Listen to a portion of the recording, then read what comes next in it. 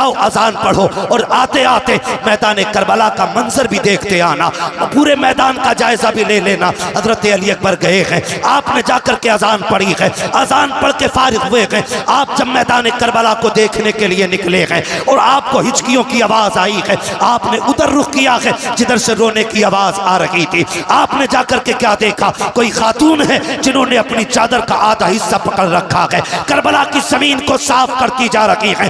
वापस पलट के आए हैं, मेरे इमाम ने कहा था अकबर क्या तुम देखा है करबला का मैदान? का जी बाबा देख लिया है। का क्या क्या देखा है? का सब कुछ देखा है, लेकिन आज अजीब चीज देखी है। का क्या देख के आए हो? का बाबा करबला के मैदान में एक खातून को मैंने रोते देखा है, और सिर्फ रो नहीं रही थी बल्कि दुपट्टे से मैदान करबला की सफाई कर रही थी। इतना मेरे इमाम ने सुना है, आंखों में आंसू आ गए। अली अकबर ने कहा था बाबा मैंने कोई ऐसी बात न कही, आप रोए क्यों हो? कहा बेटे अकबर तुझे नहीं पता है, तूने जिसे करबला में देखा है वो कोई आम खातून नहीं बल्कि मेरी माँ फातिमा ज़हरा मदीने से चल के करबला आ चुकी है।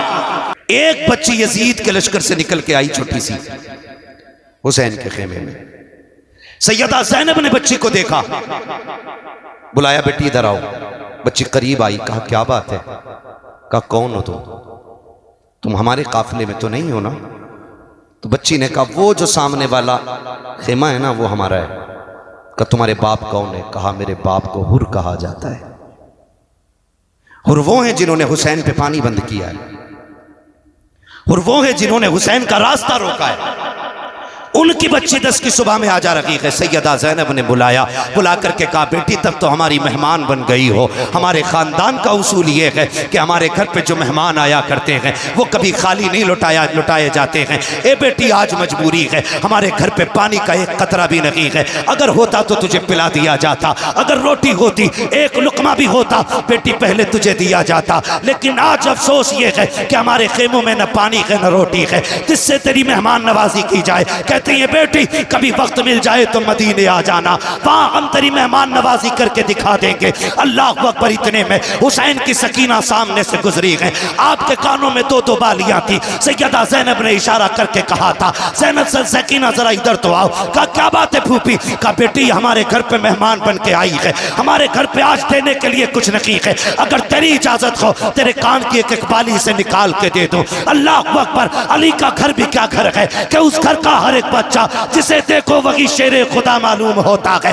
हजरत सकीना ने कहा था फूफी जी निकाल लीजिए। कहा बेटी तेरे कान का जेवर है, क्या तू इजाजत देती है? तब सैयदा सकीना ने कहा था फूफी जान हमें जेवर से ज्यादा मदीने वाले मुस्तफा के घर से प्यार है, हमारा जेवर चला जाए हैरत नहीं है। अगर मेहमान दरवाजे से खाली चला गया दुनिया क्या कहेगी? तभी मैंने कहा था खुद तो खाते नहीं औरों को खिला देते हैं, ऐसे होते हैं मोहम्मद के घराने।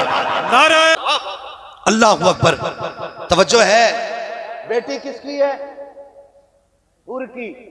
हुर कौन है? जिन्होंने पानी बंद किया। आ गई सैयदा के घर, तो आपने खाली नहीं भेजा, आपने खाली नहीं भेजा है बल्कि अपनी बच्ची की बालियां उतार के कानों में डाली। और बच्ची जब वापस गई ना तो हजरत हुर ने देखा बेटी के कान में तो कुछ नहीं था। अब ये बालियां किधर से आ गई? बच्ची से पूछा बेटी ये कहां से लाई हो? बच्ची कहने लगी बाबा मैं सामने वाले खेमे में गई थी। तो कहा फिर? कहा उन्होंने ये बालियां दी कह के हमारे घर से कोई खाली नहीं जाता है। तो वो कहते हैं शायद तुमने बताया नहीं होगा कि तुम बेटी किसकी हो। का पहला सवाल ही यह किया गया था कि बेटी किसकी हो, मैंने बता दिया था मैं हुर की बेटी हूं। जब इतनी बात सुनी का बेटी जानते हुए तेरे साथ यह किया? बच्ची कहती अब्बा जी अभी तूने जाना ही क्या है। का उसमें जिस खातून से मैं जाके मिली जिसे ज़ैनब कहते, जब उसने सीने से लगाया कहते अब्बा आज तक मुझे माँ के कलेजे से लग के वो ठंडक नहीं मिली है जो अली की बेटी के कलेजे से लग के सुकून मिल गया था। कहा कि उसके सीने से लगकर इतना सुकून मिला।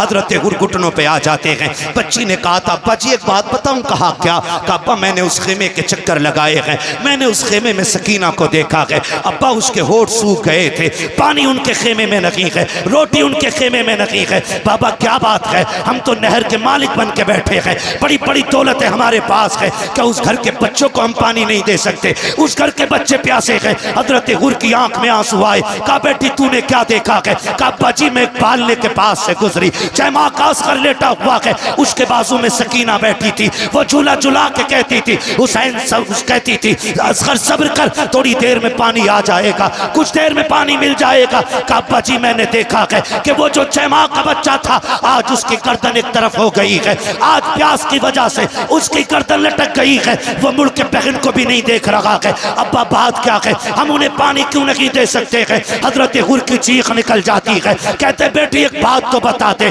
जरा सच बता, अगर मैं जाऊंगा तो माफी मिलेगी कि नहीं मिलेगी? अगर मैं गया मेरा गुनाह बख्शा जाएगा कि नहीं? हजरत हुर की बेटी ने कहा था अब्बा जो मैंने देखा है वो तूने नहीं देखा है, वो इतने सखी हैं, इतने सखी हैं अब्बा, तुझे जाने में देर लगेगी, उन्हें माफ करने में देर नहीं लगेगी। अल्लाह अकबर। ये अली के घर की सखावत, ये उनके घर की शान है। फिर मेरा इमाम जब खुतबा देने आया ना तो एक एक जुमला हुर के दिल के पार हो गया, क्योंकि बेटी का बयान ही हुर के दिल में जगह बना चुका था। अब हुसैन के जुमले अब उस पे मोहर का काम कर रहे थे। मेरे इमाम ने कहा जिसे जन्नत चाहिए मेरे हाथ में हाथ देते। खुदा की कसम ये जुमले हुर के दिल में घर कर गए और दौड़ के आके कहने लगे हुसैन माफी मिलेगी। मेरे इमाम ने फरमाया नाम क्या है? कहा मेरी माँ ने मेरा नाम हुर रखा है। कहा इसका माना क्या है? कहा आजाद। फरमाया जा हुसैन तुझे जहन्नम से आजाद करता है, हुसैन तुझे जहन्नम से आजाद करता है। उतरे नहीं, घोड़े पे बैठे हुसैन। माफी तो मिल गई, अब कफारे का भी मौका दे। क्या करना? का तेरे नाम पे जान देनी है, इजाजत दे, मैं जाना चाहता हूं। मेरे इमाम ने कहा हुर जाओगे? कहा हाँ। फरमाया जाओ फिर खुदा हाफिज। हुर जब मैदान करबला में आए, अमर इब्ने साद, भाई मैं अगर आफाक भाई के साथ रहता हूँ, तौफीक भाई के साथ रहता हूँ, तौसीफ साहब के साथ रहता हूँ, अल्लामा इस्माइल साहब के साथ रहता हूँ, मैं इन तमाम को अगर इनके साथ रहता हूँ तो मुझे मालूम होगा कौन कितने पानी में। भाई अपने साथ रहने वाले को सब जानते हैं कौन कितने पानी में है ना, सब जानते हैं कि किसका वजूद कितना है।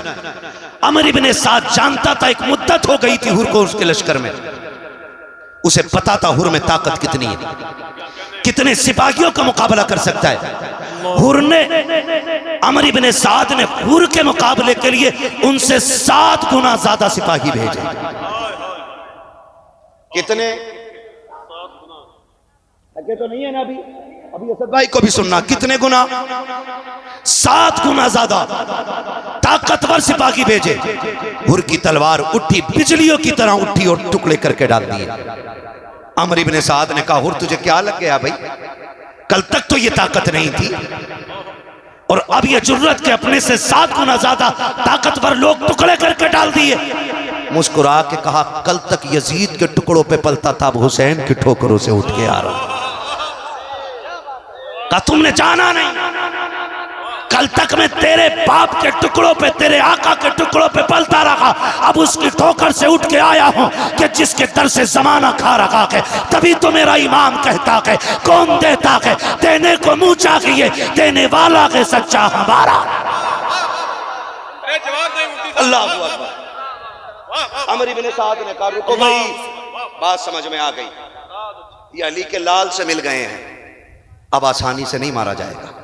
का फिर ऐसा करो, दूर से हमला करो, तीर तलवार मारो, बर्छियां मारो, करीब मत जाना वरना टुकड़े करके डाल देगा, वरना टुकड़े करके डाल देगा।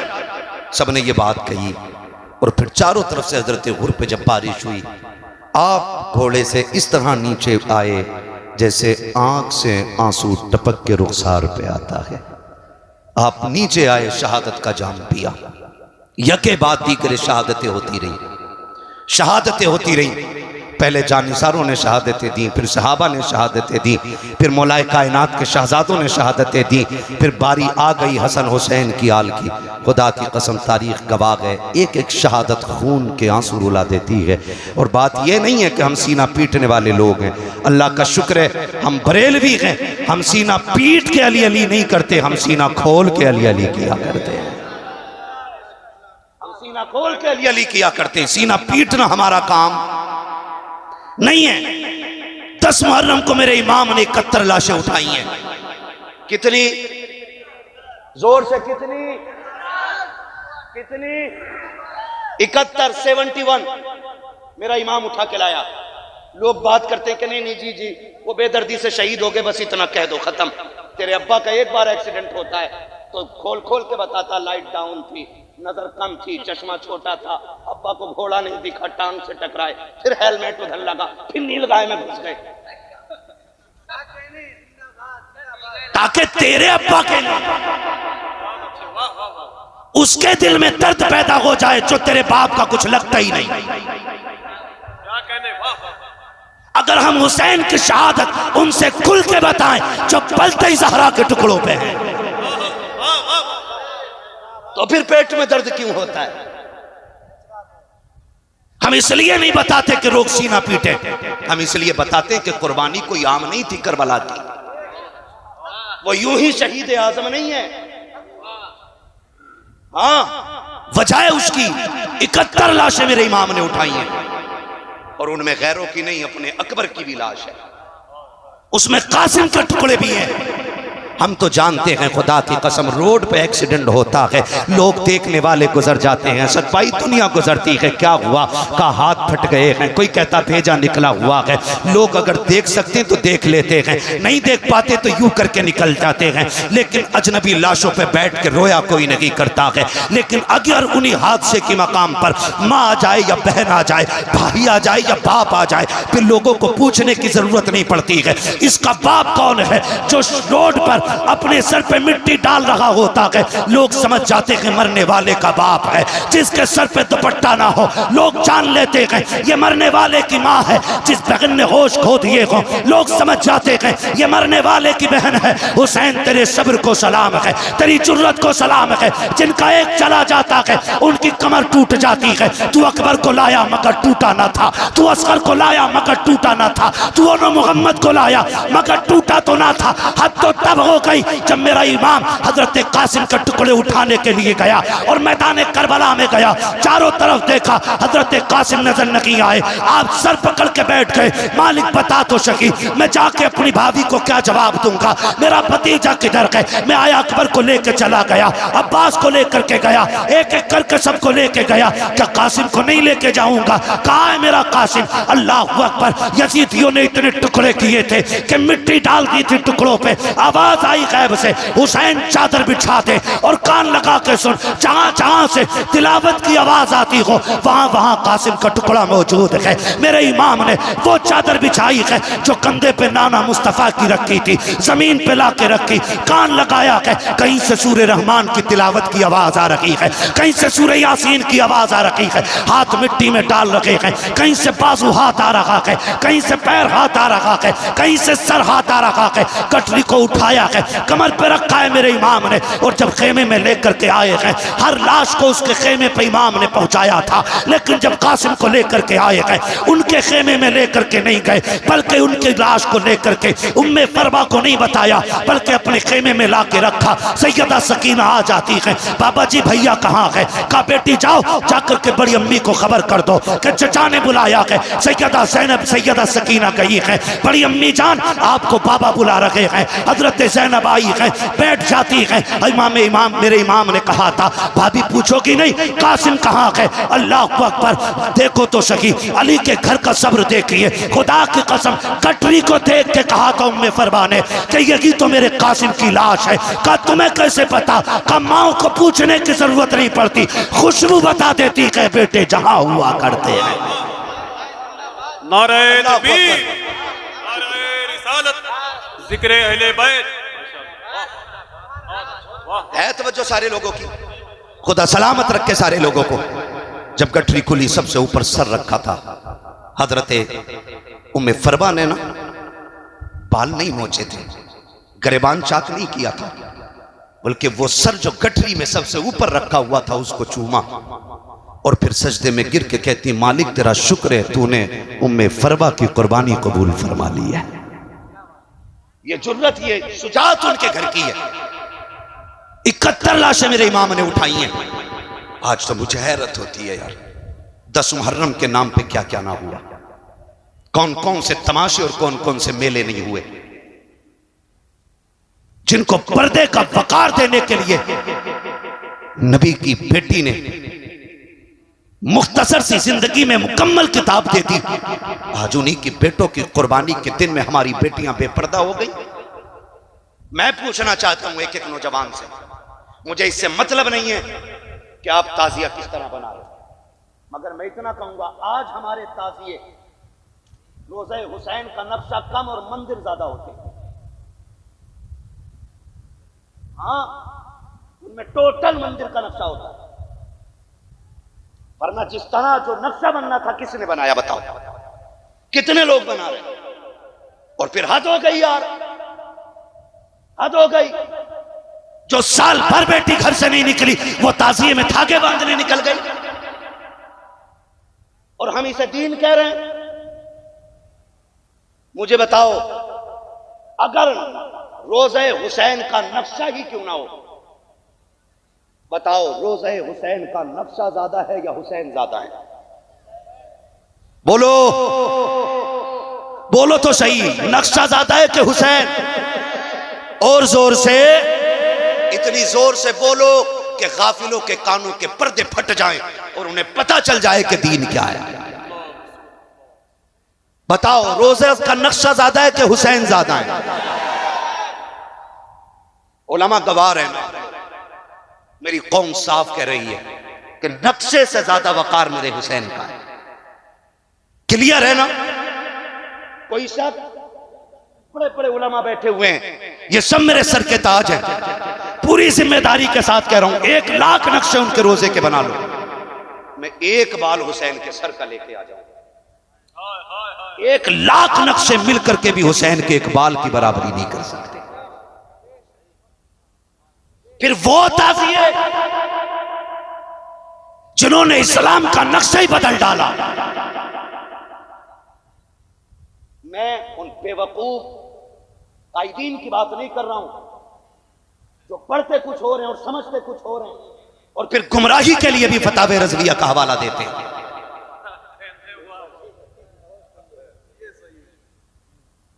मैं नहीं चाहता इन चीजों में पढ़ना। हमारी कौम के पहले से बहुत टुकड़े हो चुके हैं, हम मजीद इन्हें टुकड़ों में ना बांटिए। अगर आपकी समझ में फतावे रज़विया नहीं आ रही है, अल्लामा इस्माइल के पास आइए, हमारे इन उलमा के पास आइए, इनके बाल सफेद हो गए कुरान पढ़ते पढ़ाते। इनसे वो चैप्टर खुलवाइए जिसकी रोशनी में तुम जवाज के फतवे दे रहे हो बैठ करके। हाँ, मेरा फोटो लगाया, उस पर चिड़िया बना दी, वो वाली जो 11,000 की लाइन पे लगी होती है। मैंने कहा सुन, ये चिड़िया हर उस जगह समझ लिया कर जहां मैं हुआ करूं, क्योंकि शुक्र है हमने ताजुश्शरिया की जूतियां उठाई हैं। तुम्हारे जैसे कुत्तों को चुटकियों में हम मिट्टी में मिलाना जानते हैं, लेकिन हमारे सामने उम्मत के और मसाइल बहुत हैं, हम उन्हीं मसाइल पे बात करना चाहते हैं। आपसे कहूंगा नौजवानों, किसी ऐसी गवार के धोखे में मत आना जो फतावे रज़विया का हवाला दे करके हमारी कौम के ईमान का सौदा करने लग जाए। मेरा उसूल है यार, मैं आईना को दिखाऊंगा दाग चेहरे के, जिसे खराब लगे सामने से हट जाए। हमें चापलूसी करनी नहीं आती है। हुसैन की महफिल है, उन्होंने जान दी है तो फिर जान की परवाह हम भी नहीं करेंगे। बस इतनी तो करोगे, धमकियां दोगे, गुंडे भेजोगे मारने के लिए, इससे ज्यादा तुम्हारी औकात कुछ भी नहीं है। और जिन गुंडों पे तुम कूदते हो ना, ऐसे गुंडे हमारी गलियों में प्लास्टिक बीनते हैं। औकात क्या है तुम्हारी और तुम्हारे गुंडों की? हम मौलाए कायनात के मानने वाले लोग हैं। और हैदर कर्रार से किसी ने कहा था, हुजूर एक सिपाहियों का दस्ता साथ रख लें। कहा क्योंकि दुश्मन बहुत हैं, हिफाजत रहेगी। तब मेरे मौला ने क्या कहा था?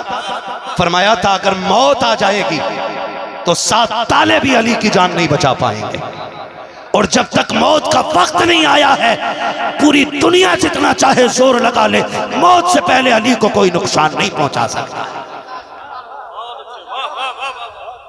आपसे भी कहना चाहता हूं, सच्चे पक्के बरेलवी बनिए, खाली चादर के लुटेरे बरेलवी ना बनिए। एक तो भाई इस चीज पे तकरीर कर गया कि औरतें क्यों नहीं आनी चाहिए मदार पे। धंधा कर बैठे लोग। नाम नहीं लूंगा मैं, नाम लूंगा तो जबान भी खराब होगी, महफिल भी खराब होगी। बचे इन सारे लोगों से, ये खुराफात है। और बस क्या कहिएगा, बस समझने की आप कोशिश करें। मुझे बस ये बता दे, याद रही वो बात, रोज़े हुसैन का नक्शा बड़ा है या हुसैन बड़े हैं? जिनका अकीदा वही बोले, कौन बड़े हैं? हुसैन बड़े हैं। मान लिया इतना। अब अगली बात कहूं, अल्लाह करे ये बात दिल में उतर जाए, ठीक है ना? कभी दास्तान करबला फिर सुन लीजिएगा, जब लोग मिंबर पे पढ़ने और बोलने वाले कम हो तब, है ना? आज लंबी कतार है और वक्त भी मेरा मुकम्मल हो चला है। बस मैं आखिरी बात अर्ज कर रहा हूं, जरा कह दें या हुसैन। नहीं, आवाज नहीं निकली, जरा बोलें या हुसैन। बड़ी मेहनत से जलसे होते और कोशिश ये रहती है इनमें कुछ लेके हम जाएं। अगर कुछ नहीं लेके गए ना तो फिर तब्दीली नहीं आएगी कौम में। आपको नेकियां मिल जाएंगी, आपको अल्लाह जन्नती बना देगा। ये फसाइल अपनी जगह है, लेकिन तब्दीली नहीं आ सकती है। तब्दीली तभी आएगी जब अमल करने के लिए बात सुनी जाएगी, ठीक है ना? अगर आवाज है गले में तो बोलें जरा, बताइए रोजा बढ़ा के कि हुसैन बड़े? और जोर से कौन?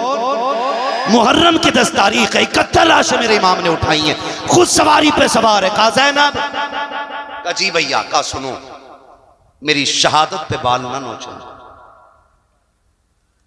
मेरे इंतकाल पे गरेबान चाक ना करना। फरमाया बहन मेरी लाश पे बेपर्दा मत आ जाना।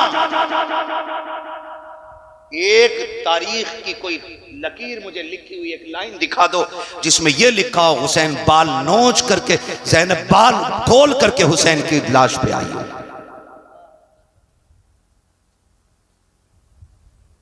एक मोतबर किताब में लिखा हुआ दिखा दो। मैं राफजियों की बात नहीं करता हूं, उन्हें तो सीना पीटना ही है, क्योंकि पिटाई उनका मुकद्दर है। और ये मेरे कहने की वजह से नहीं, अली की बेटी के कहने की वजह से है।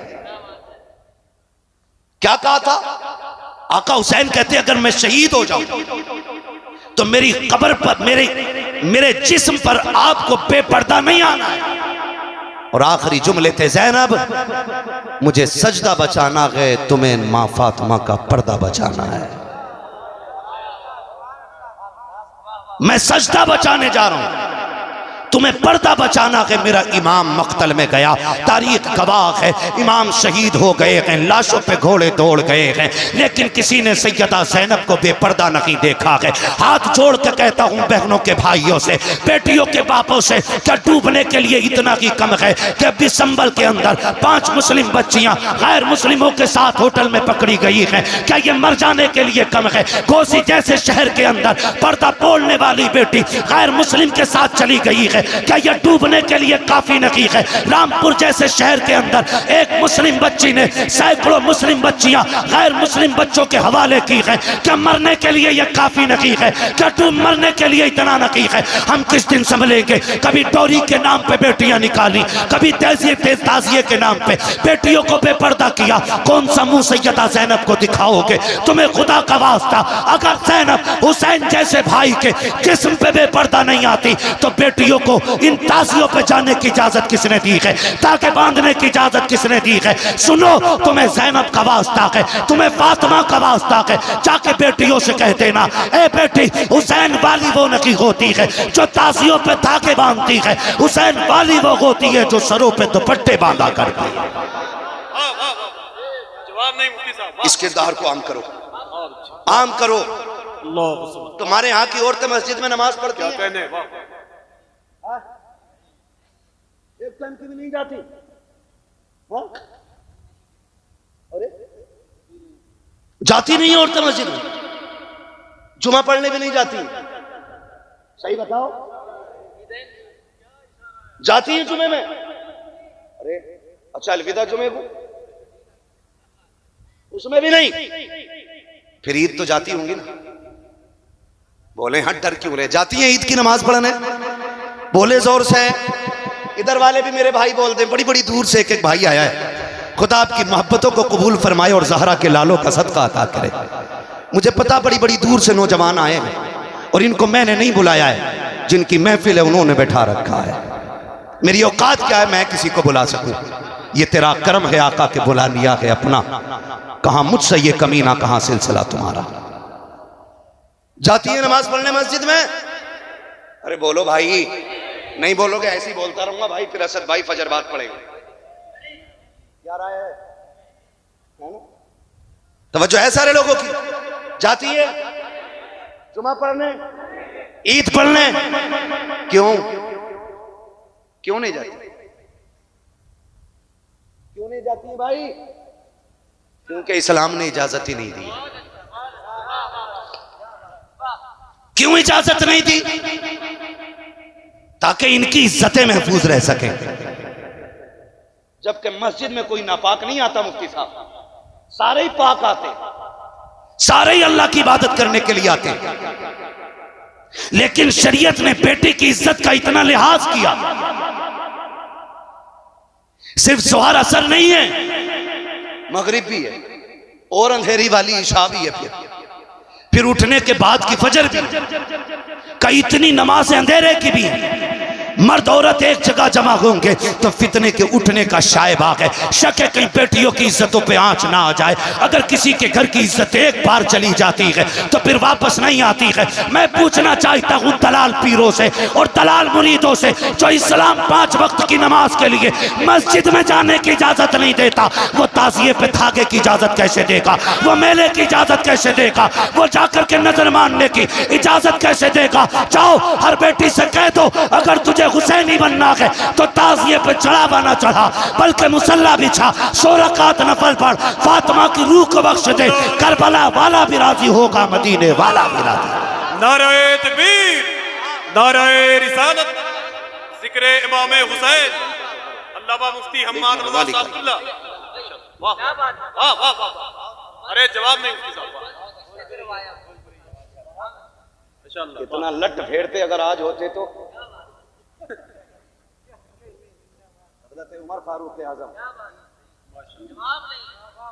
ऐसा बंद कराया कि आज तक कोई जा नहीं सकती मस्जिद में।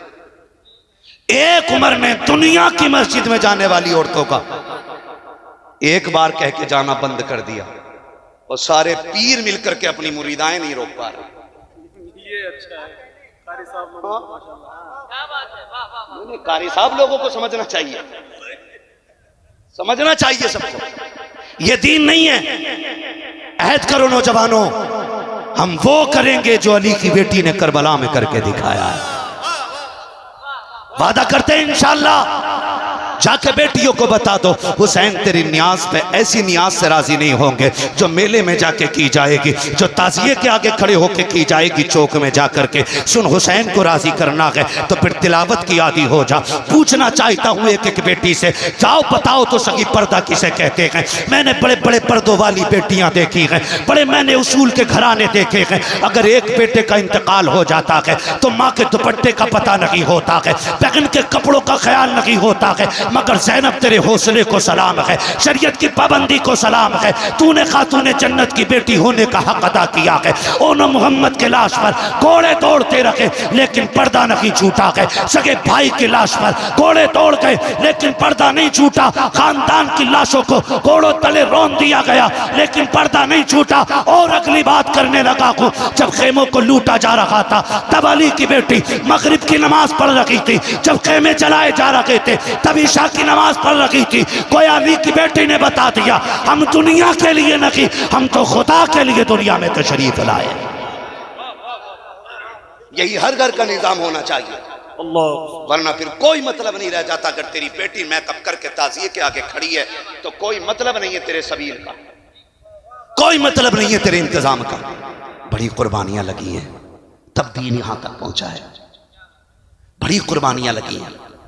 पर्दा देखो, खुदा की कसम अगर मैं पर्दे की बात करूं ना, एक रिवायत मैंने पढ़ी है, लेकिन मैं इसको इसलिए कम बयान करता हूं कि पता नहीं ये मोतबर है कि गैर मोतबर है, क्योंकि अमर इब्ने साद से यजीद ने कहा था, इब्ने ज़ाद ने कहा था अमर इब्ने साद से कि यार चलो सर तो काट लिए, फतह भी कर ली और जीत भी गए हम, लेकिन एक बात बताओगे? कहा क्या? कहा तुमने इतने छोटे छोटे सर काटे, क्या तुम में से किसी को भी पूरी जंग में एक बार भी रोना नहीं आया? ये इब्ने ज़ाद ने अमर इब्ने साद से कहा। तवज्जो है सारे लोगों को? इब्ने ज़ाद ने कहा कि तुम जो सर काट लाए हो, अच्छी बात है, जंग हो गई, हम जीत गए। उस कुत्ते के लफ्ज ये थे कि अल्लाह ने अमीरुल मोमिनीन को फतह अता फरमाई और बागियों को अल्लाह ने शिकस्त फाश दी, मगर ये तो बताओ क्या तुम्हें पूरी जंग में किसी पे तरस नहीं आया? या अमर इब्ने साद जैसा कुत्ता कह रहा है, इब्ने ज़ाद जैसा।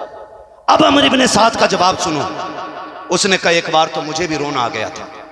कहा कब? तवज्जो है भाई, मैं इन लोगों के हुक्म पे आके चल रहा हूं, वरना मेरा वक्त मुकम्मल हो गया। ठीक है ना? क्या कहा? कि एक बार तो मुझे भी रोना आया। कहा कब? का जब हुसैन घोड़े से नीचे आए और आपका घोड़ा वापस खेमे में पलटा, जीन खाली थी। हुसैन जब नीचे आए किसी में जुर्रत नहीं थी, कोई अली के बेटे के पास चला जाता। उसने कहा मैंने 42 फौजियों को भेजा था, सर काट के लाओ। कहा जब अली के बेटे ने यूं सर घुमाया तो सारे तलवार छोड़ के आ गए थे। कहता उसी बीच में जब घोड़ा पलटा और घोड़े की जीन हुसैन की सकीना ने खाली देखी, कहा उसने खेमे से निकल के मक्तल की तरफ देखा, हुसैन कायदे में बैठे थे करबला के मैदान में। कहा तब हुसैन की सकीना दौड़ के आई। कहता पैदा करने वाले की कसम, पर्दा बहुत अहम था हुसैन के घर का कि वो 7 साल की सकीना भी इस तरह आ रही थी कि मैंने उसके चेहरे की एक झलक भी नहीं देखी थी। ये वो कह रहा है अमर इब्ने साद, ये कह रहा है मैंने एक झलक उसके चेहरे की नहीं देखी। का 7 साल की बेटी का पर्दा ऐसा था। का सुन रोना कब आया? का जब बेटी आई हुसैन की गोद में बैठी और बाप के चेहरे का लहू साफ करने लगी। मेरे इमाम बेटी से प्यार कर रहे, बेटी बाप से प्यार कर रही है। का मैं सामने खड़ा था तो हुसैन ने एक दहाड़ मारी और एक मर्दाना आवाज में कहा था कुत्तो अपनी नजरें फेर लो, मैं अपनी पर्दे वाली बेटी से मुलाकात कर रहा। कुन या मुईनुद्दीन चिश्ती कादरियम नारे या गौसे आज़म मीज़नम दमज़ शेख अहमद रज़ा ख़ान क़ुत्ब आलम मीज़नम बलगल उला बिकमालिही कशफ़त दुजा बिजमालिही हसनत जमीउ ख़िसालिही सल्लु अलैहि व आलिही। करूँ तेरे नाम पे जाँ फ़िदा, न बस एक जाँ दो जहाँ फ़िदा, दो जहाँ से भी नहीं जी भरा, करूँ क्या करोड़ों जहाँ नहीं। जिसको अपने नबी से जितनी मोहब्बत का एहसास हो, कोशिश करें सारे लोग उतनी ही आवाज़ के साथ रसूल और आले रसूल की बारगाह में दुरूद व सलाम की डालियाँ निछावर कर लें। पढ़ें बावाज़ बुलंद अल्लाहुम्मा सल्ली अला सय्यदिना व शफ़ीइना व नबीना व मौलाना मुहम्मदिन मअदनिल जूदि वल करमी व आलिही व अस्हाबिही व बारिक व सल्लिम सलातन व सलामन अलैका या रसूल अल्लाह सल्लल्लाहु तआला अलैहि वसल्लम। मैं सबसे पहले मुबारकबाद पेश करता हूँ सोनू भाई और उनके तमाम रुफ़क़ा, अहबाब, दोस्त और वो तमाम बरादरान जिन्होंने बेपनाह कोशिशें और मेहनतें करके इस महफ़िल को सजाकर हमें और आपको अल्लाह और उसके रसूल के ज़िक्र करने का मौका फ़राहम किया। मौला करीम इन तमाम अहबाब को दिन दूनी रात चौगुनी तरक्कियाँ अता फ़रमाए और जितने भी आशिक़ाने मुस्तफ़ा इस महफ़िल में तशरीफ़ फरमा हैं, अल्लाह करीम सबकी हाज़िरी के सदक़े में हमारी भी हाज़िरी अपनी बारगाह में कबूल फरमाए।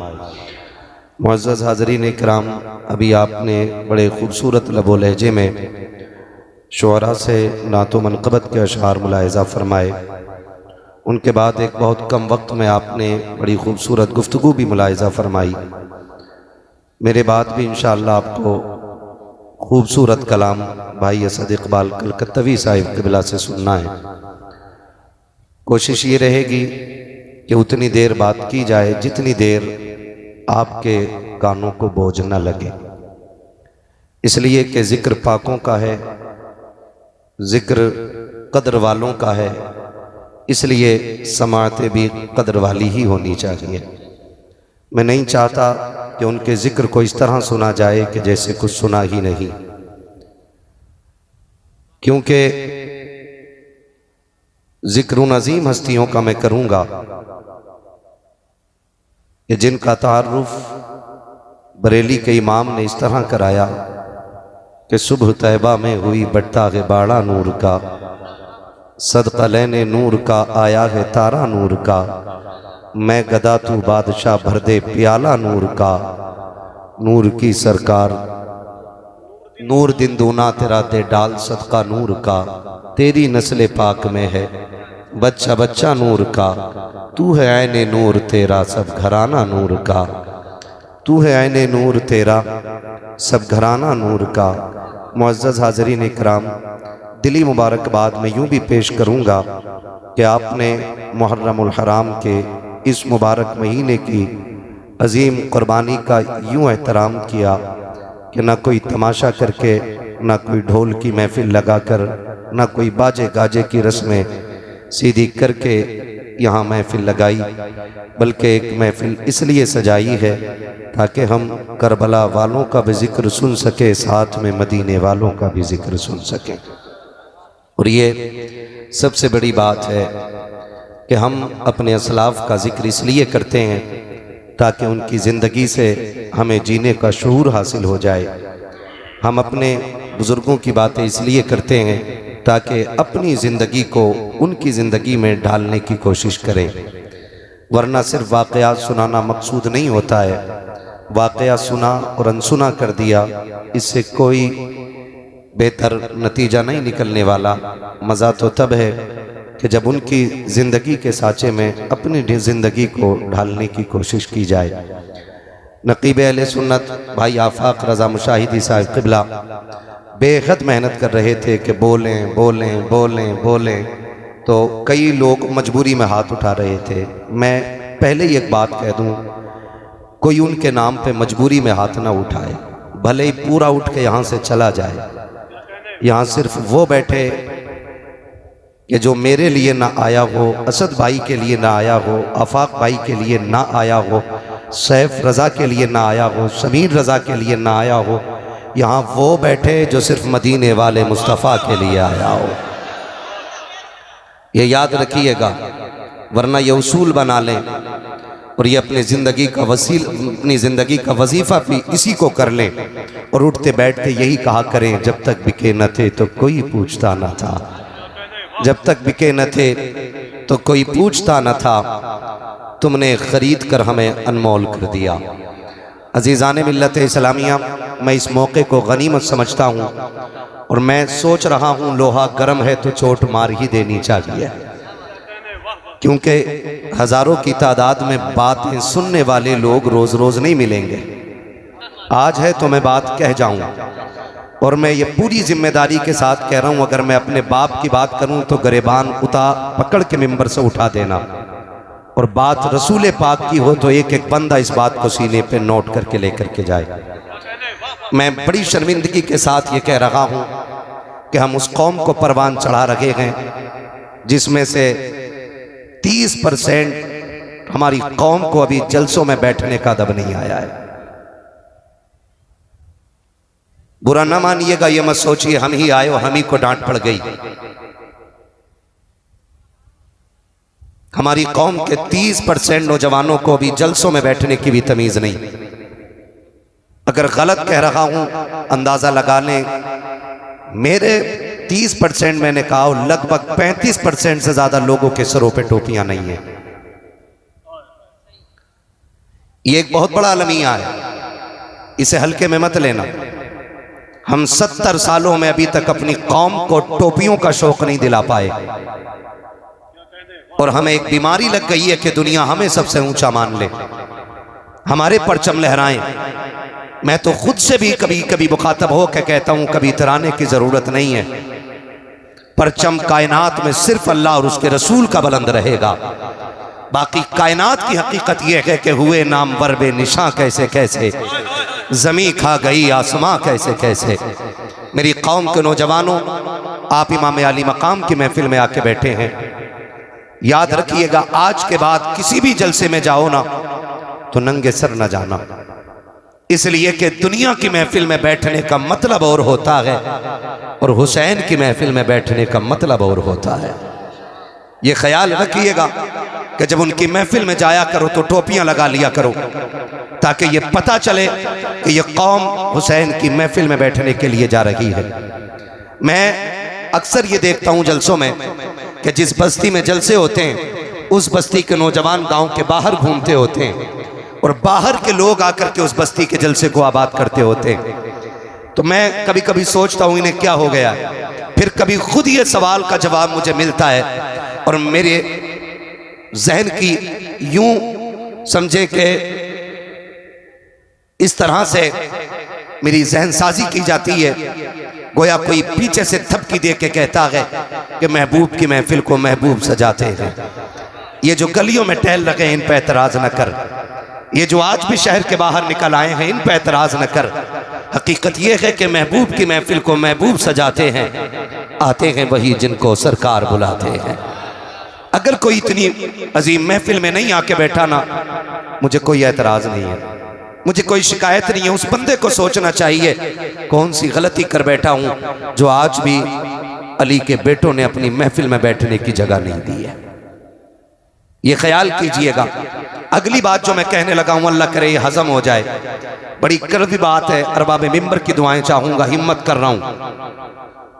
1 मुहर्रम से लेकर 10 मुहर्रम तक हम लोगों ने सफर किए हैं, कई राहों में गुजरे हैं, और 10 मुहर्रम में जो नतीजा सामने आया वो बयान से बाहर है। कई जगह पे रोड जाम कर दिए गए क्योंकि लोगों ने बड़े बड़े ढोल गलों में लटका रखे थे, पैरों में जूतियां नहीं, सर पे टोपियां नहीं, मुंह पर वुजू के नाम से एक कतरा पानी का नहीं गया होगा, और ढोल बजा करके सबसे बड़ा हुसैनी का दावा, हुसैनी होने का दावा कर रहे थे। सिर्फ एक सवाल करना चाहता हूं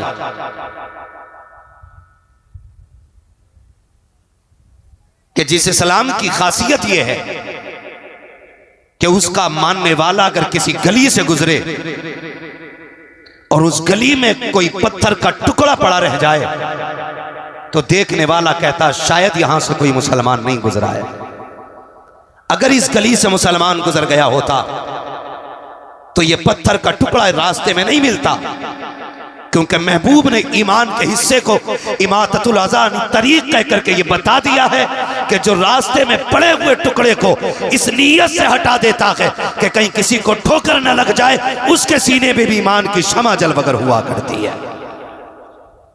मैं सिर्फ एक बात पूछना चाहता हूं, अगर राह की पड़ी हुई चीज को हटा देना ईमान का हिस्सा है तो ताज़िये के नाम पे, ढोल के नाम पे राहों को इसलिए रोक देना ताकि लोग हमारी तादाद को देख के मुस्कुराने लग जाएं, हमारी कसरत को देख के मुस्कुराने लग जाएं, लोगों को हैरत हो हमारे सरों की तादाद देखकर। मैं पूछना चाहता हूं, ये कौन सा इस्लाम हम दुनिया को दिखाना चाहते हैं, कौन सा दीन दिखाना चाहते हैं? हम जानते हैं गाड़ियां फंसी रहती हैं, उनमें औरतें भी होती हैं, बच्चे भी होते हैं, भूखे भी होते हैं, प्यासे भी होते हैं। अगर तेरे ताज़िये की वजह से कोई बच्चा गाड़ी के अंदर रोने लग गया तो बता क्या फर्क रह जाएगा तेरे सितम में और यजीद के सितम में? अगर तेरी वजह से कोई गाड़ी में भूखा रह गया तो क्या फर्क रहेगा तेरे किरदार में और यजीद के किरदार में? तुम्हें खुदा का वास्ता लेके निकलो जुलूस, तुम्हारी मर्जी है, लेकिन राह फेर के नहीं, राह छोड़ के निकलो ताकि दुनिया को पता चल जाए। राहों को रोक लेना ये यजीदियों का काम है, राहें खोल देना ये हुसैनियों का काम है।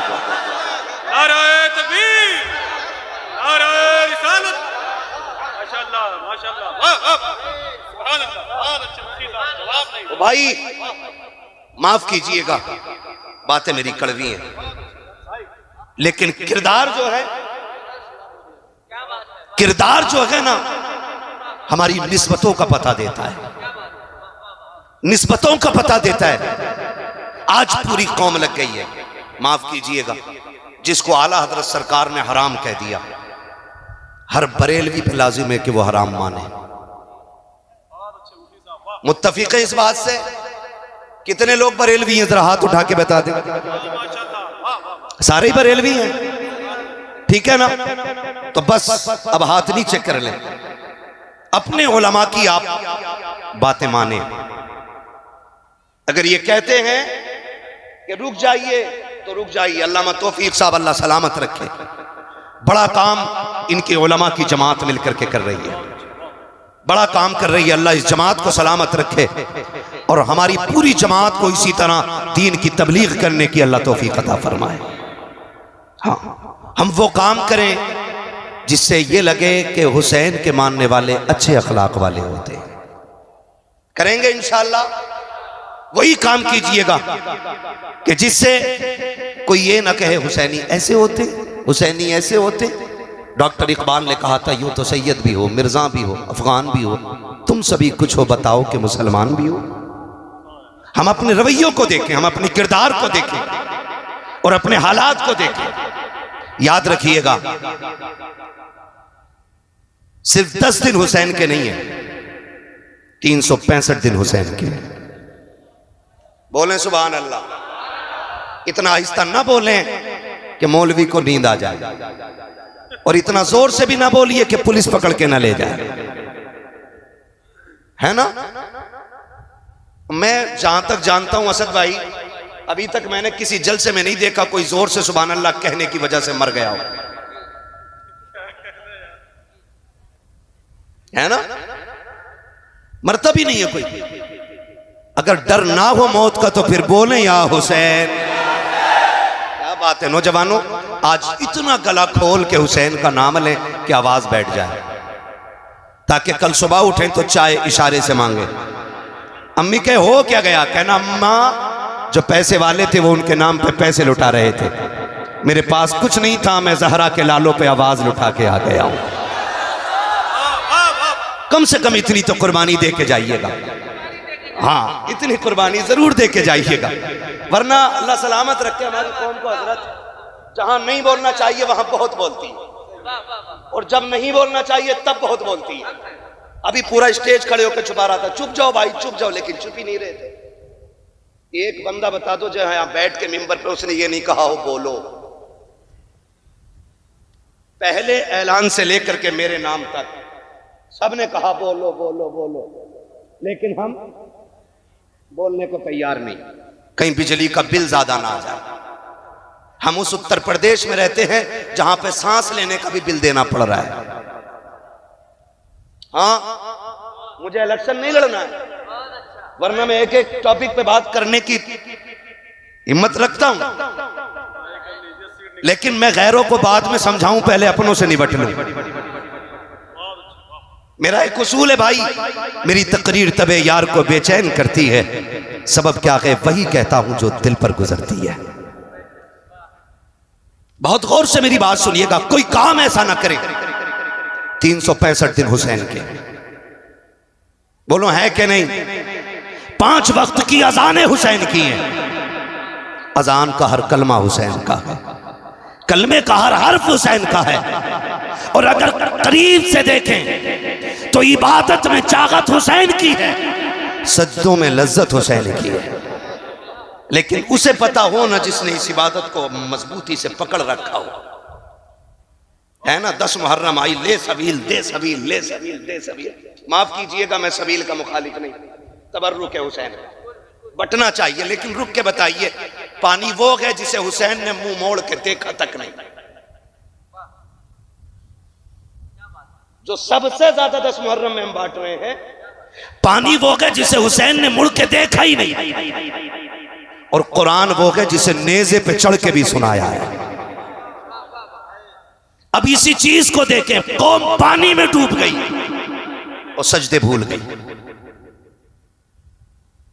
कौम शरबत में डूब गई और तिलावत भूल गई। मैं ये नहीं कहता सबील ना बांटो, मैं ये भी नहीं कहता हलीम ना बनाओ, बनाओ, लेकिन जानते हो बनाने वाला दोपहर तक मेहनत करे और खुद भी मस्जिद में जाए और सबील हुसैन के नाम का हो, हलीम हुसैन के नाम का हो, खाने वाले सारे जुहर की नमाज पढ़ के आए हो, फिर खाने में भी मजा आएगा। और गांव का नाम नहीं लूंगा, एक गांव में गए ना, अजान का वक्त हुआ तो मस्जिद वालों ने कहा कि भाई थोड़ा ये साउंड बंद कर लो। उन्होंने कहा कुछ दिन के लिए अपनी मस्जिद अलग ले जाओ, यहां तो डीजे बजे गई। ये मैं मुसलमानों की और सुन्नियों की बात कर रहा हूं मेरे भाई, रावजियों से तो हमारा कोई लेना ही देना नहीं है। मैं सुन्नियों की बात कर रहा हूं, हमारे बीच भी अंधभक्त है। शहादत याद रही लेकिन शहादत के वक्त का सजदा याद नहीं रहा। ये क्यों भूल जाते हैं हम? कह रहा कुछ दिन के लिए ना आप मस्जिद उधर ले जाइए, 10 दिन तक ये बंद नहीं होना। खुद सोचें जरा, ये हमारे रवैये दुरुस्त है? ये हमारे तरीके दुरुस्त है? नहीं है ना। अगली बात एक और कह दूं, वादा करें इंशाअल्लाह जैसी मुहर्रम का चांद नजर आएगा हम तिलावत भी कसरत से शुरू कर देंगे और सजदे भी कसरत से शुरू करेंगे। वादा करते हैं इंशाअल्लाह, सारे वादा करते हैं इंशाअल्लाह। जो हाथ नहीं उठा रहे जरा चेक तो करो क्यों नहीं उठा रहे। अगर नहीं उठा तो दुआए कुनूत सुन लूंगा, खड़ा करके देखूं किसका हाथ नहीं उठा। बेटे तुझसे नहीं सुनूंगा, तू बहुत छोटा है, तू डर की वजह से हाथ ना उठा। कोई बात नहीं है, करते हैं इंशाअल्लाह वादा। एक बात और कहूं, मुहर्रम की 10 तारीख शहादत की तारीख है। किस चीज की तारीख? शहादत की तारीख। इसमें अहले बैत अतहार का एक एक फर्द दीन के लिए कुर्बान हो रहा है। अगर मैं फर्दन फर्दन शहादतें बयान करूं तो बड़ा वक्त चाहिए, बस मैं इशारतन किनायतन आपसे चंद बातें करना चाहता हूं। बातें अगर कड़वी लग जाएं तो माफ कर जाइएगा। मुहर्रम की 10 तारीख को आप देखें, जब 9 तारीख आई 10वीं शब, अमर इब्ने साद ने खबर भेजी कि हुसैन से कहो जंग के लिए तैयार हो जाए। मेरे इमाम ने कहा अमर इब्ने साद से जाके कहो जंगे भी कहीं शाम में होती हैं, जंगे भी कभी रात में होती हैं, जंग दिन के उजाले में होगी। उससे कहो कि जंग शाम में नहीं, अगर उसे जंग करनी है तो कल करें, हमें आज रात की मोहलत दी जाए, आज रात की मोहलत दी जाए। अमर बिन साद ने सोचा शायद हुसैन इसलिए इजाजत मांग रहे हैं कि तैयारी जंग की नहीं होगी, तलवार तेज होगी, तीरों की धारें तेज होंगी, नेज़े संभाले जाएंगे, नौजवानों को प्रैक्टिस कराई जाएगी तलवार चलाने की। लेकिन जानते हो उसने ये सोच के इजाजत दी कि ठीक है कल जंग करेंगे। मेरे हुसैन ने कहा मेरे दीवानों मेरे पास आओ, और बुला के सबसे कहा था सुनो ये यजीदी मेरे खून के प्यासे हैं, इन्हें तुमसे मतलब नहीं है। कोई बच्चे छोड़ के आया है, कोई बेटियां छोड़ के आया है, किसी ने माँ बाप छोड़े हैं। कहा सुनो हम करीम इब्ने करीम हैं, हम इजाजत देते हैं कि तुम जा सकते हो, ये यजीदी मेरे खून के प्यासे हैं, तुम्हें इनसे कोई मतलब नहीं और इनको तुमसे नहीं, तुम जाना चाहते हो तो जाओ। सबने इनकार कर दिया, हुसैन तुझे छोड़ के हम नहीं जा सकते। मेरे इमाम ने कहा अब्बास का जी आका का चिराग गुल कर दो। क्यों? कि शायद जो उजाले में नहीं जाना चाहता हो वो अंधेरे में चला जाएगा। गाजी अब्बास ने चिराग गुल किया। और लोगों तुम्हें मोहब्बतों का वास्ता है, मोहब्बतें इस तरह निभाई जाती हैं, रिश्ते इस तरह निभाए जाते हैं, और इस तरह से अहद पैमान और वफा के वादे निभाए जाते हैं। मेरे हुसैन ने ना हालत जब चिराग बुझ गया थोड़ी देर के बाद का अब्बास का जी आका का आप जरा चिराग रोशन करो। चिराग रोशन हुआ ना, फर्क इतना था कि जब चिराग बंद किया गया था आंखें सूखी थीं, और जब चिराग जलाया गया तो आंखें भीग चुकी थीं। आंखें भीगी हुई देखी, कहा गया नहीं कोई। जब इतनी बात कही ना तो मेरे हुसैन का सबसे बूढ़ा सहाबी, सबसे बूढ़ा सिपाही, जिसको दुनिया हबीब इब्ने मज़ाहिर कहती है, आपकी उम्र शरीफ उस वक्त 72 या 76 साल थी, आपकी कमर झुकी हुई थी। आप अपनी जगह से उठे, तलवार निकाली, आका हुसैन के कदमों में रखी और रख के कहते हुसैन अगर आपको यह लगता है कि मेरी सफेद दाढ़ी देख करके लोग आपकी जमात को कमजोर समझेंगे तो हुसैन वापस न भेज। रही मेरी तलवार ये, इससे मेरा सर कलम कर दे। मेरे इमाम ने कहा चाहते क्या हो? कहा हुसैन सबका यही फैसला है, जिएंगे तो तेरे साथ जिएंगे, मरेंगे तो तेरे साथ रहेंगे। मेरे इमाम ने कहा कि ये तुम्हारे खून के प्यासे नहीं है, तुम जा सकते हो। कहा हुसैन अगर नाना ने कयामत में पूछ लिया मेरा बेटा प्यासा था और तुम उसे छोड़ के चले आए थे तो हम क्या जवाब देंगे? मेरे इमाम ने कहा परेशान ना हो, वादा करता हूं कयामत में नाना से कह कह के एक एक को जन्नत दिलवाऊंगा, कह कह के एक एक को नाना से जन्नत दिलवाऊंगा। कहा हुसैन हमें जाना ही नहीं है। फिर मेरे इमाम ने कहा फिर जाओ इबादत करो, हो सकता है अब ये जिंदगी की आखिरी रात हो, अब इससे बड़ी रात शायद हमें इबादत के लिए ना मिल सके। ये बात मेरे इमाम ने कही। फिर हर खेमे में सजदे भी हो रहे थे, तिलावत भी हो रही है। किसी को जान की परवाह न की, किसी को खानदान की परवाह न की, किसी को अहलो अयाल की परवाह न की। सारी कौम जितने भी सिपाही हैं पूरा काफिला अल्लाह की इबादत में लग जाता है। किसी का सजदे में सर है, किसी के लबों पे तिलावत कुरान है। अल्लाह अकबर, फजर का वक्त करीब आया है। मेरे इमाम ने हजरत अली अकबर को बुलाया था। का अकबर कहा जी बाबा कि जब मौलाए कायनात थे तो इमाम हसन अजान पढ़ते थे, नमाज अली पढ़ाया करते थे। जब बाबा का विसाल हो गया फिर अजान मैंने पढ़ी है, नमाज भाई हसन ने पढ़ाई है। आज हसन नहीं है, नमाज मैं पढ़ाऊंगा, अजान अकबर आपको पढ़नी है। अकबर जाओ अजान पढ़ो और आते आते मैदान करबला का मंजर भी देखते आना, पूरे मैदान का जायजा भी ले लेना। हजरत अली अकबर गए हैं, आपने जाकर के अजान पढ़ी है, अजान पढ़ के फारिग हुए हैं। आप जब मैदान करबला को देखने के लिए निकले हैं और आपको हिचकियों की आवाज आई है, आपने उधर रुख किया है जिधर से रोने की आवाज आ रही थी। आपने जाकर के क्या देखा? कोई खातून है जिन्होंने अपनी चादर का आधा हिस्सा पकड़ रखा है, करबला की जमीन को साफ करती जा रही है।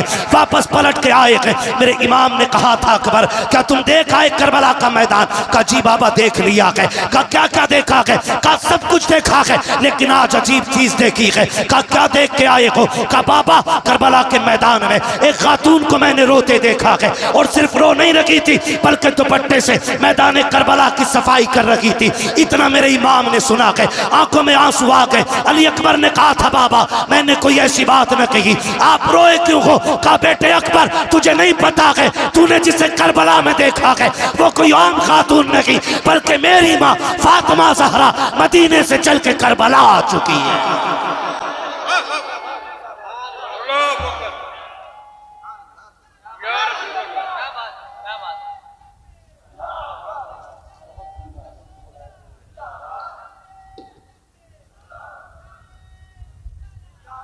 जवाब नहीं, जवाब दीजिए माशाअल्लाह।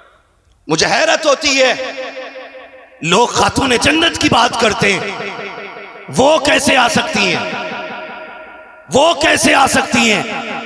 मैंने कहा जरा दिल पे हाथ रख के बता, तू 7 समंदर पार हो और तेरी मां हिंदुस्तान में हो, रात के 3 बजे तुम्हारे पेट में दर्द उठे, फजर होने से पहले मां का फोन पहुंच जाता है, बेटे खैरियत है? अम्मा क्यों? कहा रात 3 बजे से आंख नहीं लग रही है, रात 3 बजे से आंख नहीं लग रही है। फिर बेटा टूटे लहजे में बात करता है ना, तो माँ कहती बेटे बीमार है ना? हाँ अम्मी तुझे कैसे पता चला?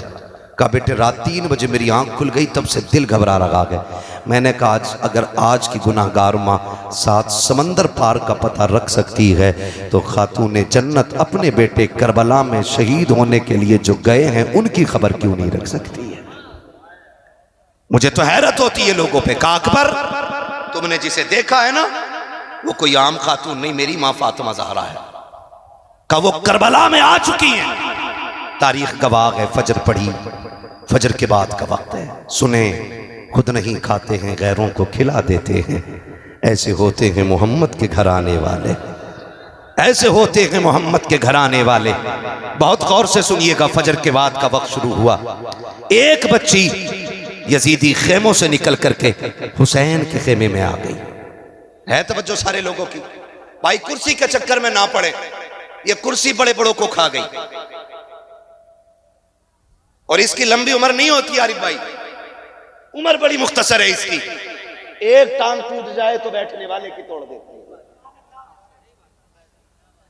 ये बैठने वाले की तोड़ देती है। हम प्लास्टिक की कुर्सी वाले नहीं, हम तो आयतुल कुर्सी वाले लोग हैं। जो इस कुर्सी पे बैठे 2 फीट उठता है, जो आयतुल कुर्सी को साथ लगा ले वो रोज उड़ के जाके अल्लाह के आसमान तक चला जाया करता है। ये आयतुल कुर्सी का उरूज है। तवज्जो है सारे लोगों की? जिसको जहां जगह मिल गई है बैठ जाइए भाई। मैं देख रहा हूं एक कुर्सी पे 3 बैठे हुए हैं, कुर्सी पे भी सितम है। कुर्सी ने संभाल रखा है तो ज्यादा हिलिएगा नहीं, वो टूट सकती है। तवज्जो है सारे लोगों की? कौन सा वक्त शुरू हुआ?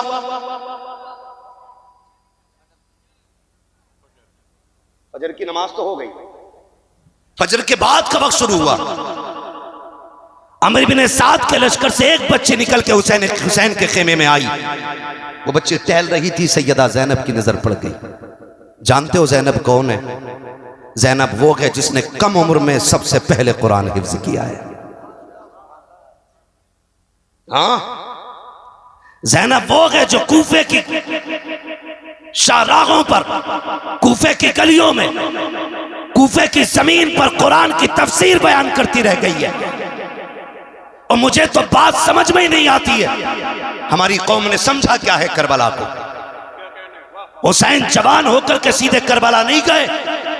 हुसैन वो गए जिसने 25 साल रियाजुल जन्ना में बैठ करके लोगों को हुजूर की हदीसें पढ़ाई है।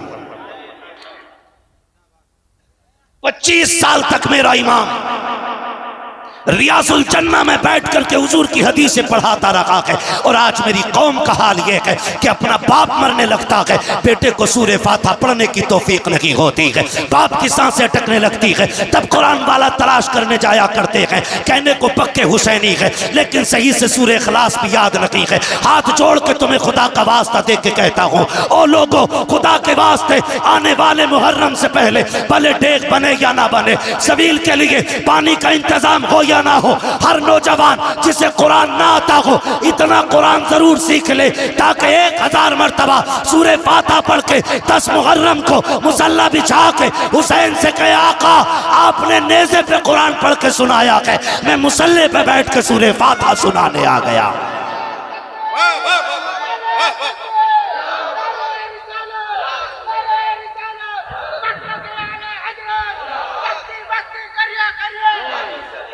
करेंगे इंशाअल्लाह, सीखेंगे कुरान, वादा करें इंशाअल्लाह, और नियत कर लेंगे तो इंशाअल्लाह कामयाबी मिल ही जाएगी, मिल ही जाएगी। हमने उन्हें मोबाइल चलाते देखा जिन्हें हिंदी नहीं आती। हाँ, एक कह रहा मुफ्ती अम्माद की तकरीर भेज दो, जिसे ये नहीं पता उधर कोई बैठा है क्या। तो हम लोग अंग्रेजी में मोबाइल चलाना सीख जाते हैं, तो क्या हमें कुरान पढ़ना नहीं आ सकता है? बोलो, आ सकता है कि नहीं आ सकता है? वादा करते हैं ना आज हुसैन के नाम पे, आने वाले 10 मुहर्रम से पहले इंशाअल्लाह हम कम से कम सूरे फातिहा जरूर सीख लेंगे, और जितना ज्यादा से ज्यादा सीख सको सीख लो, वरना हमारी कौम का हाल यही है। अलमिया भाई, हमारी कौम का हाल यह है, मस्जिद में 2 रकात पढ़ने जाता जिस दिन दूल्हा बनता। हाँ भाई, तो सुबह जब तक आए ना निकल के ना, दूल्हा इमाम निकल के ना आए ना, खड़ा रहता। क्यों? कि नियत नहीं बताई अभी किसी ने, नियत नहीं बताई। एक को नियत बताई, नियत तो बता दी, दे सजदे पे सजदा, सजदे पे सजदा। ये मेरे साथ का हादसा है, मैं किसी और की नहीं बता रहा हूँ, मेरे साथ का हादसा है। भैया वो नियत सलाम ही नहीं फेर रहा है, पीछे वाले कह रहे कब सलाम फेरेगा, तो सजदे में कह रहे आके थोड़ी देर, सजदे में कह रहा है कि बस अब के आखिरी रकात है। ये हमारे दूल्हाओं की कंडीशन है। फिर गाड़ी घर से निकली है, 4 कदम चली थी कि हादसे का शिकार हो गई। माँ ने सर पे खाक डाली, बाप तड़प जाता है, हाय बेटे के हाथ की मेहंदी नहीं छूटी थी, अभी सेरे के फूल नहीं टूटे थे, बेटे की जिंदगी का कारवां उजड़ गया है। खुदा की कसम खा के कहता हूँ, इतना कुरान सीख लो कि घर से दूल्हा बन के भी निकलो, अपने ऊपर आयतुल कुर्सी पढ़ के दम कर लो। अल्लाह की इज्जत की कसम, अगर वो राजी हो गया, जब तक लौट करके ना आओगे मौत भी तुम्हारे करीब नहीं आ सकती है। यह हकीकत है। हमारी कौम को नमाज नहीं आती, नमाज नहीं आती। हसन हुसैन उसमें भी बड़ा शीन। ऐसे बाबे हमारे बड़ा लंबा झंडा लगाया एक ने, उस पे लाल कलर का झंडा और उस पे लिखवाया हरे कलर से या हसन, बड़े सीन से। वो इलाज कर रहा है वो लोगों का नहीं। पूछे ना इन उलमा से पूछे, इतना कुरान तजवीद की रियायत से याद करना फर्ज है जितने से नमाज मुकम्मल हो। ये याद रखिएगा, ये नमाज जनाजा नहीं है एक ने पढ़ ली तो सबकी उतर गई। ये नमाज जनाजा सबको अपनी अपनी नमाजें याद होनी चाहिए। करेंगे इंशाअल्लाह। अगली बात करूं, अगर तैयार हैं आप तो बोलें जरा सारे या हुसैन। पीछे वाले थक गए, अल्लाह करे इनको हाथ उठाने की तौफीक मिलती रहे। मैं बद्दुआ नहीं करूंगा क्योंकि मेरे नबी पूरी जिंदगी इस उम्मत के लिए दुआ करते रहे। हाँ ठीक है, कह सकते हैं, जरा बोल दें या हुसैन। हाँ, मैं एक साहब तकरीर कर रहे थे, वो नजामत कर रहे थे अबक भाई, तो कह रहे कि जो हाथ हुजूर के नाम पे उठ जाएगा उसे कभी फालिज नहीं होगा। मैंने कहा भाई अजीब मसला है, बीमारियां भी रब की तरफ से नेमत होती हैं, ये दावा क्यों कर रहे हो? अगर फालिज होना यह अजाब या इताब होता तो इमाम बुसीरी के बारे में क्या राय है? और बीमारियां रब की तरफ से आजमाइश होती है, लेकिन इतना कहूंगा कि जो हाथ हुजूर के नाम पे उठेगा वो किसी बदअकीदा के आगे कभी मिलाने के लिए नहीं झुकेगा। कहें जरा या रसूल अल्लाह। कौन से वक्त की बात हो रही है? फजर के बाद का वक्त है। हुसैनियों में मुबारकबाद पेश करता हूं, तुमने करबला वाले हुसैन की महफिल सजा रखी है। तुम उनकी महफिल में आके बैठे हो जिनकी चौखट से आज तक कोई खाली गया ही नहीं है। बरेली से मेरा इमाम कहता कौन देता है, याद है आपको? कौन देता है, देने को मुंह चाहिए, देने वाला है सच्चा, देने वाला है सच्चा। हमारा नबी, पानी कौन सी तारीख को बंद हुआ था? डर के ना बोलो, ये बात हमने मौलवी से नहीं, ये बात हमने अपनी अम्मा से चूल्हे पे सीखी थी। हाँ, ये बात हमने अपनी मां से चूल्हे पे सीख ली थी कि करबला में 7 तारीख को पानी बंद किया गया था। कितनी तारीख को? और जोर से, कितनी तारीख को? ये आवाज उन तक जरूर जानी चाहिए जिन्हें नई तहकीक का कीड़ा है। हाँ, कितनी तारीख को? हर सुन्नी हुसैनी बोले कितनी तारीख को? एक साहब तो कह रहे हुसैन गुस्ल करके करबला में गए थे। नई नई किताबें लाते निकालते। ठीक है जी, हम आला हजरत वाले लोग हैं जी, और जो आला हजरत कह गए वही हम मानने वाले लोग हैं। अब उनकी बात को रद्द करने के लिए उनसे बड़ा हजरत लेके आओ तो हम मानेंगे। उनकी बात को रद्द करने के लिए किसी चुटपुंजिया हजरत की नहीं मानेंगे। बस सीधी सी बात अपनी। जब मेरा इमाम लिखता है कि हुसैन 3 दिन के भूखे प्यासे करबला में शहीद किए गए, तो गोया इमाम ने कहा कि वो भूखे भी थे और प्यासे भी थे। तो कितनी तारीख को पानी बंद हुआ? जरा जल्दी बोले, सलामत रहें। कितनी तारीख को? 7, 8, 9, 10। 9 तक कितने दिन बने? 3, 7, 8, 9, और फिर चौथा दिन 10। सही बोल रहा हूं ना? हिसाब ठीक है मेरा? चौथा दिन ये 10 आया।